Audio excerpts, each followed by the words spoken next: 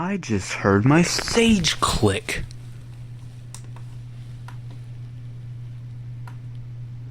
Northeastern Douglas County in I knew it. Georgia. Central Fulton County in north central Georgia until 12:30 a.m. Eastern Daylight Time. You've got to be kidding me. 11:40 p.m. Eastern Daylight Time. A severe thunderstorm was located over 6 Flags over Georgia, or 7 miles west of Atlanta, and is nearly stationary. Oh my god. Hazard: 60 miles per hour wind gusts and penny-size hail. Source: radar indicated. Impact: expect damage to roofs, siding, and trees. Locations impacted include Atlanta, Smyrna, East Point, 6 Flags over Georgia, Cascade Heights, Sandtown, and Mableton. For your protection, move to an interior room on the lowest floor of a building.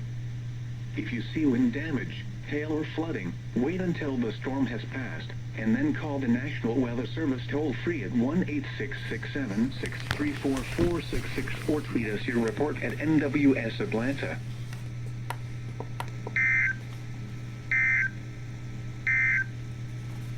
Due to the threat of severe weather,